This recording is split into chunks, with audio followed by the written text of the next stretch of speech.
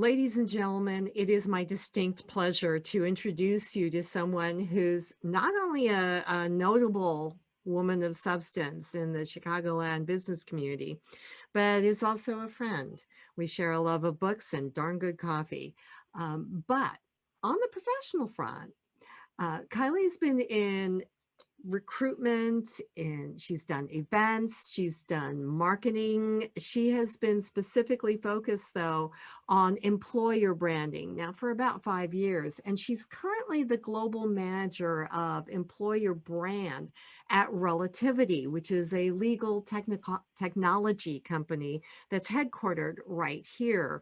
And for those of you who are not familiar with legal technology, it's no longer that people have massive libraries of very impressive books. And in fact, that is one of the things that Relativity helps to facilitate for their clients and their users. So welcome, Kelly, to Three Questions. Thank you. Happy to be here. So we're going to start out with a question that may seem counterintuitive. Okay, let's do it.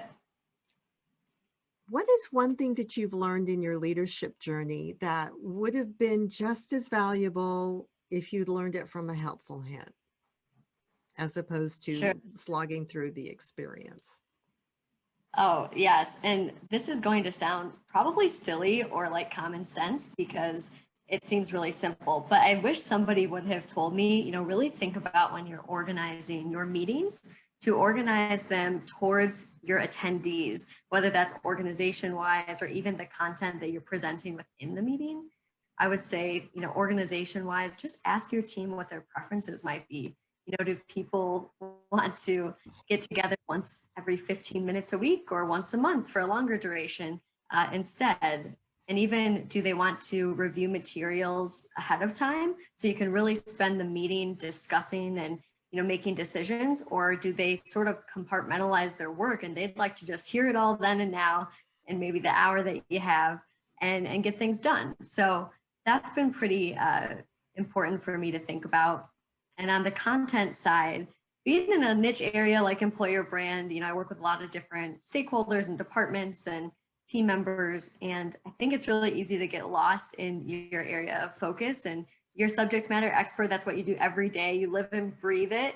And so you might forget that the people that you're presenting to or that you have to work with don't do that every day. And they might need a little bit more context around why are we gathering? How does this tie to the business goals?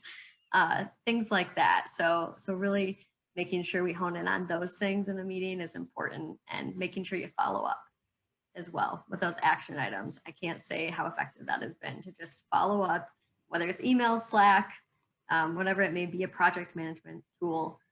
That's really effective in just getting things done. So all those things, it seems simple, but just really make sure you get feedback from your team and your attendees about how they prefer to receive information as well.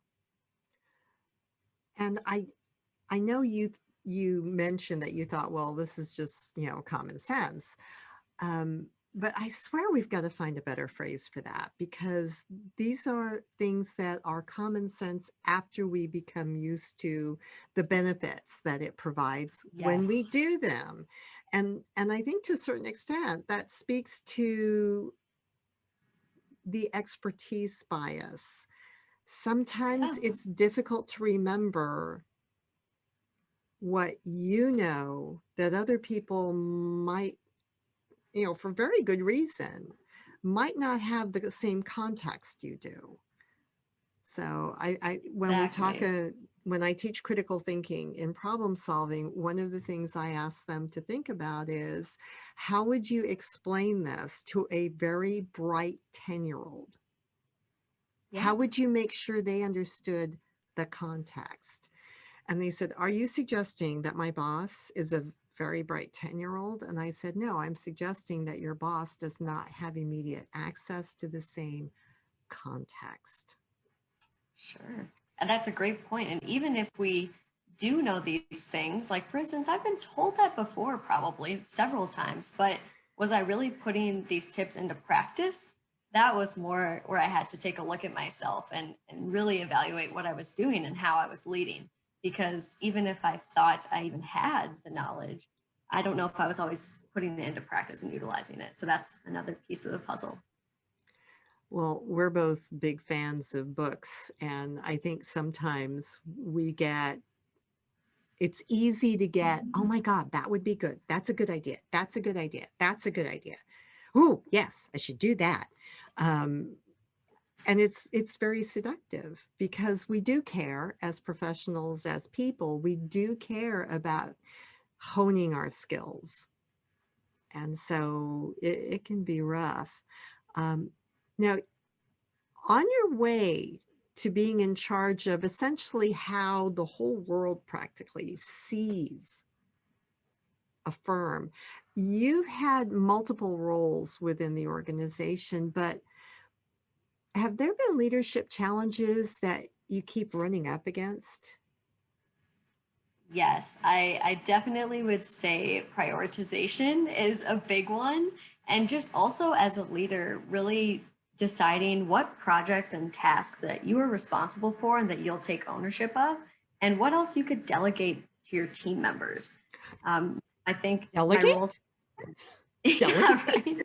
right. I mean, my roles throughout the business started more as an individual contributor, and then in the last, 3 years or so, have been more of the manager, team lead type of position, where I did have to, really lead team members and do the delegating. And it was hard for me at first. I will definitely say, I was used to just getting things done and doing it on my own, and that's great to an extent, but we're not superheroes. I mean, we're great at our jobs, but we need a little help sometimes, and accepting that help will actually be better in the long run for all of you.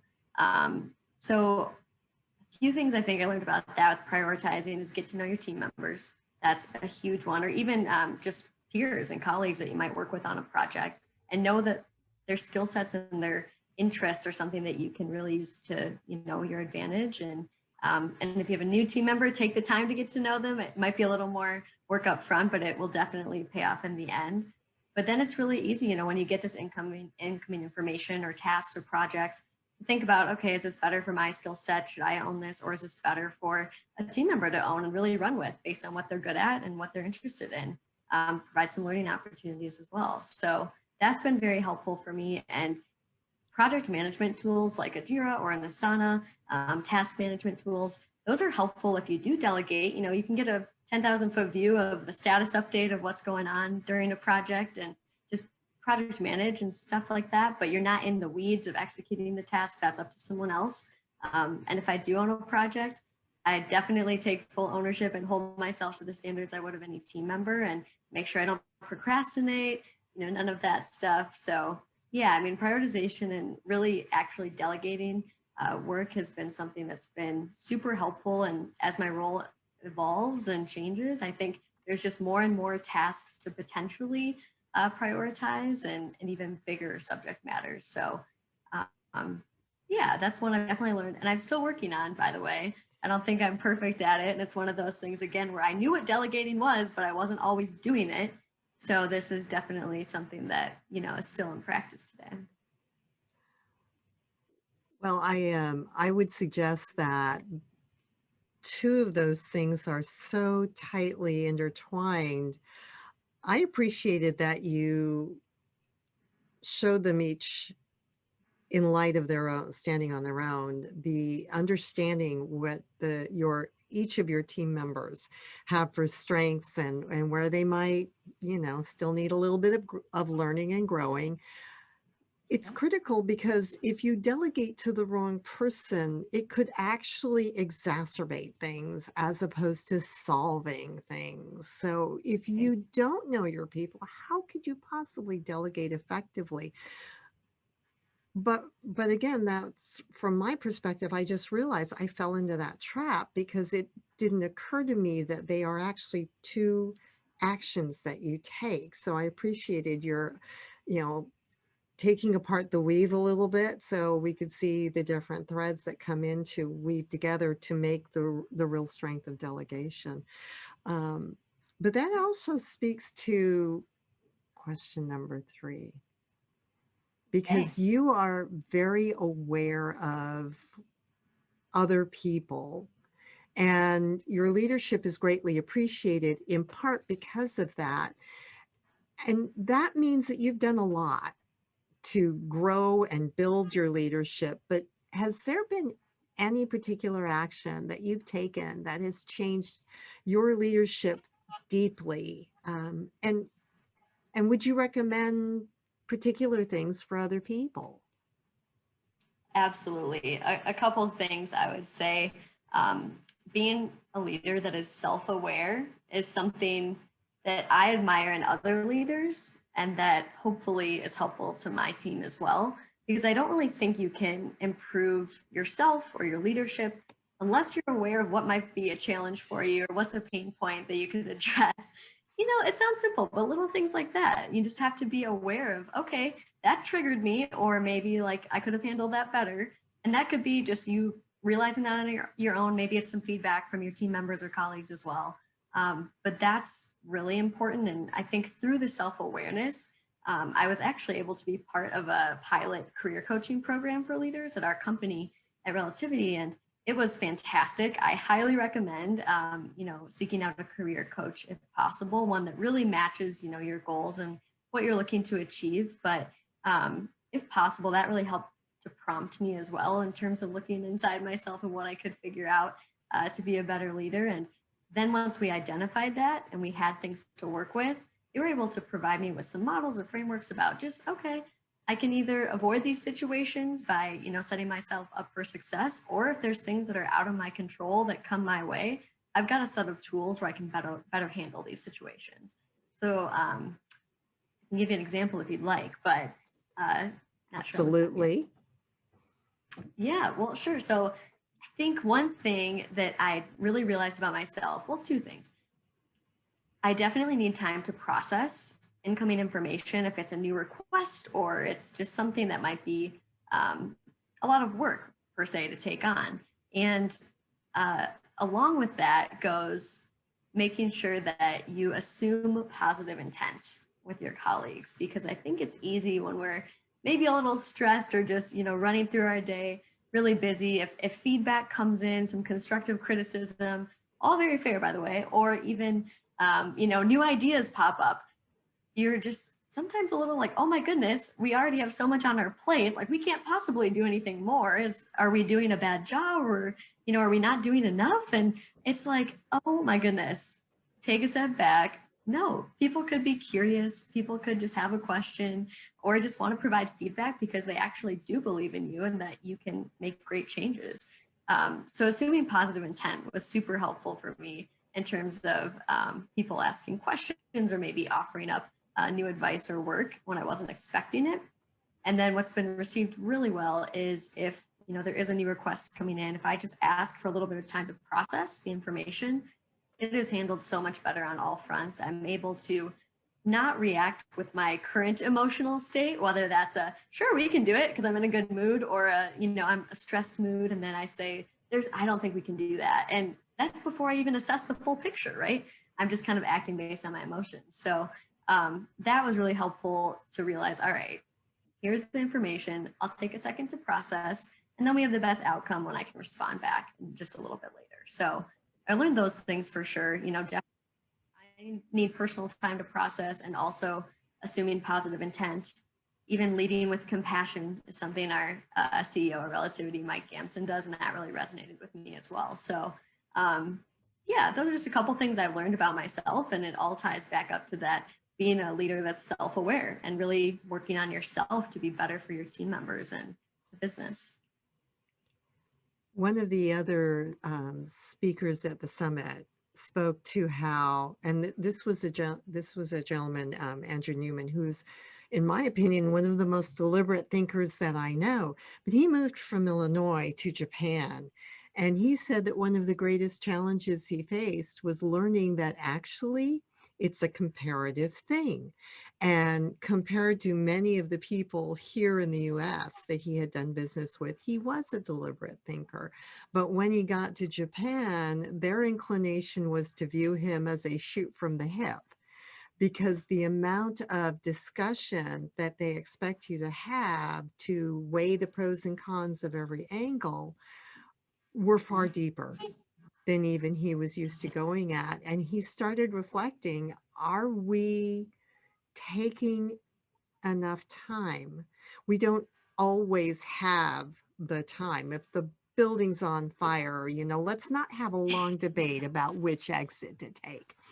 Yes. But if we're going to make a decision about what's going to occupy our teams for the next 6 months, Yeah. maybe 20 minutes is not asking so much. Right.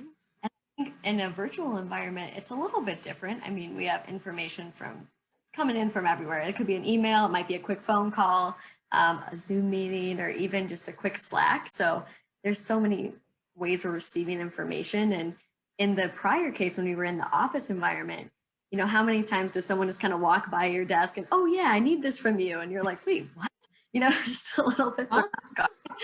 so it's maybe applicable in different environments in different ways, but that was certainly something that I experienced, and now I feel I have the tools to really handle that appropriately and well. So yeah. Well, Kylie, I really appreciate your wisdom, your input, but also your generosity of spirit, because I kind of tackled you about doing this, and you did think about it, but you didn't hesitate to support the effort. So I do appreciate that. So one last question. What's it like Sure. to be someone who is part of a firm that's based in technology, but not necessarily being one of the engineers or one of the coders or things like that? Any helpful hints for how people who are part of a critical part of the organization, but they don't always know what some of the technologists are actually talking about? Oh, yes, absolutely. I think even when I was researching the company before I joined, I was thinking, oh, I must need to have some sort of legal knowledge or technology background. And that just wasn't the case. And, I was putting those standards on myself before the company even was. But right away, I would say I even got a coding book actually, just to like read through some basic coding terminology. I mean, it's just, so I think it was good intention for sure. And I'm glad I did it. But once I was there, I met with a lot of different team members from different departments during my onboarding, even if it was a quick 15, 30-minute coffee chat or quick rundown on what they do. And that was extremely helpful to me because we did all the onboarding where I learned more about like what we do as a business, but then actually diving in and getting to know, an engineer or someone in our security department, someone in sales, and figuring out, okay, what do they do on a day-to-day basis? And then looping all that info back into the entirety of what I learned about the company. That was really helpful for me. Plus, then I had a new friend or contact, to reach out to later on if needed. But really figuring out like, what do you do on a day-to-day basis? What's exciting to you? What types of projects are you working on? That's given me many examples of how the product is used. That's given me just a lot of ideas about our sales cycle, things that I'm not in on a day-to-day basis whatsoever or need to know that often. But that was super helpful. And just getting to meet those people casually was really all I needed. Took a few notes and yeah, it's been great. So I would say that's just a quick and easy thing you can do if joining a new industry or company is, do the traditional onboarding, but also just reach out and try and connect with a few people from each area of the business. So a couple of things to take away here. Self-awareness, approach people Yes. as people who also are probably starting with more positive intent than you think. And Yes. also understanding the value of the humanity in human resources. Have I Yes. got about wrap that up? That is absolutely perfect. And yeah, I love the lead with compassion, be compassionate to everybody at work and life. Just can't hurt, can't make you go wrong. So yeah. Thank you very much, Kylie, for your time, for your wisdom, and for the generosity with which you're sharing it. It's not just young girls that you and I are going to be sharing this information with. Sometimes it's people in between who are saying, you know what? based on what's been happening in the world, maybe I need to look at doing something else, but how can I? How do I? So I really appreciate your time and effort.